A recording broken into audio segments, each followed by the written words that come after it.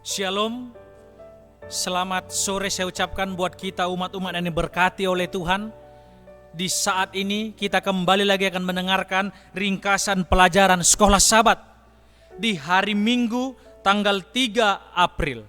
Sebelum kita melanjut akan pelajaran pada saat ini, alangkah lebih baiknya kita berdoa terlebih dahulu. Mari kita berdoa. Bapa kami yang bersemayam di tahta kerajaan sorga, pada saat ini ya Tuhan, kami rindu untuk mempelajari akan firman Tuhan melalui pelajaran ringkasan Sekolah Sabat. Biarlah juga kami bisa mengerti karena bantuan Roh Kudus di dalam kehidupan kami masing-masing. Berkati kami ya Tuhan.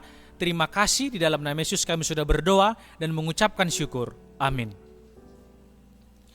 Ringkasan pelajaran Sekolah Sabat kita pada saat ini yaitu judulnya Ular. Di mana pelajaran kita di sepanjang minggu ini bercerita mengenai kejatuhan. Dan pada hari Minggu yaitu diawali dengan cerita yaitu ular. Di mana ayatnya terdapat di dalam Kejadian 3 ayat 1 dan 2 dan 2 Korintus 11 ayatnya yang ketiga dan Wahyu 12 ayat 7 sampai 9.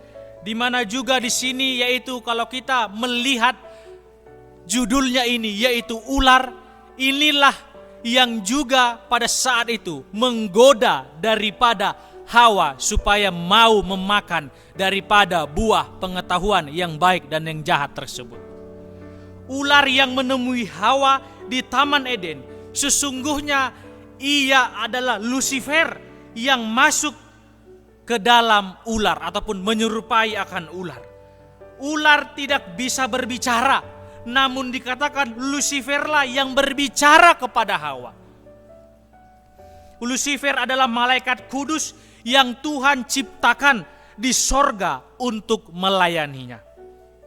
Namun yang terjadi ialah kenapa ia juga ataupun malaikat ini bisa jatuh ke dalam dosa? Karena adanya pemberontakan, karena adanya juga perlawanan daripada iblis ini. Dia melawan, dia tidak mau menurut. Yaitu dia melawan kekuasaan dan hukum Tuhan sehingga dilemparkan ke bumi ini. Kejadian 3 menjelaskan bahwa ular ini juga adalah sosok terkenal bagi pembaca Alkitab di zaman Musa.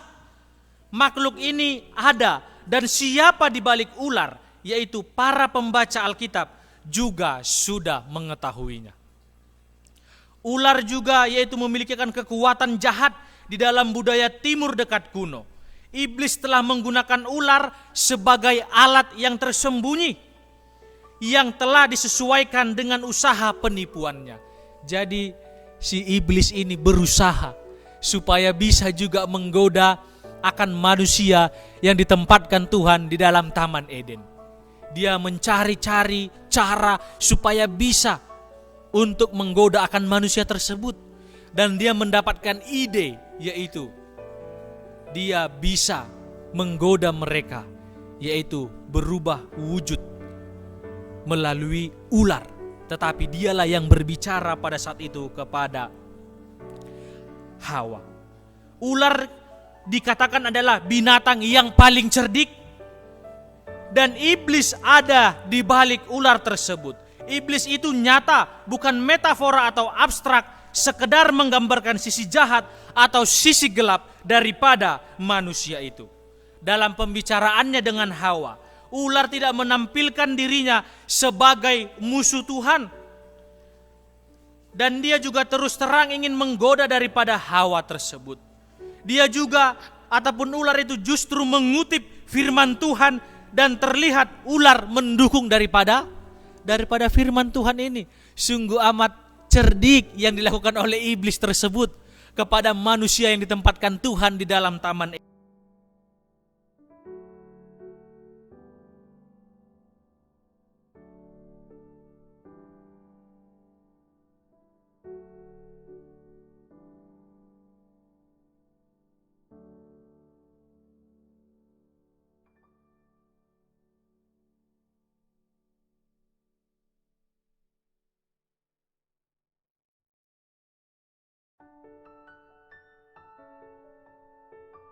baik untuk diputarbalikkan atau di luar konteks. Supaya apa? Supaya Hawa mau melakukannya. Supaya apa? Supaya Hawa bisa mengikuti apa yang dikatakan oleh iblis tersebut, yaitu melalui ular.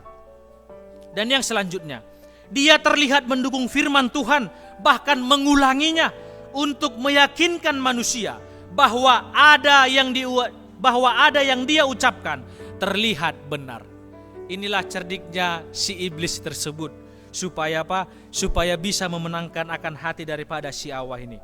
Yang selanjutnya ialah dia menawarkan sesuatu yang manusia tidak miliki dan ingin miliki. Pencobaan iblis menyangkut keinginan daging ataupun keinginan jasmani, keinginan juga kepada firman Tuhan dan kekuasaan. Dan pada saat ini juga kita sebagai manusia, bukan hanya Hawa saja ataupun Adam yang dicobai ataupun yang ingin digoda daripada si iblis tersebut, tetapi kita pada saat ini juga sebagai manusia, banyak sekali hal-hal yang selalu ditawarkan oleh si iblis ini dengan berbagai macam cara. Mungkin melalui kehidupan kita, mungkin melalui style kita, mungkin melalui tingkah kita, mungkin melalui kemauan-kemauan kita, mungkin juga melalui handphone kita ataupun gadget kita, mungkin melalui kesibukan-kesibukan kita yang dia tawarkan. Supaya apa? Supaya kita bisa mengikutinya. Ini juga membuktikan iblis melalui kemunculan ular adalah makhluk yang cerdas, namun licik dan juga culas. Itulah sebabnya dia berhasil menghasut sepertiga malaikat yang ada di sorga. Dia juga tidak ingin sendirian, tetapi dia mencari-cari pengikutnya. Supaya apa? Supaya ada temannya, supaya nantinya bukan dia saja yang dihukum, tetapi ada pengikut-pengikut, yaitu di mana dia bisa memenangkan akan hati orang tersebut dengan cara merayunya, menggodanya, mengajaknya. Dia mengatakan bahwasanya apabila hal itu terjadi kepadanya, malah yang terjadi ialah engkau akan mengetahui, matamu akan terbuka, tahu yang mana yang baik ataupun yang mana yang jahat.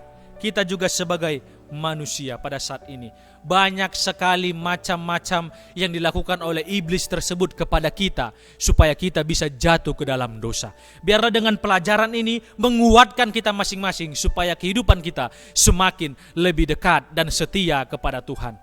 Kiranya Tuhan Yesus memberkati kita semuanya. Amin.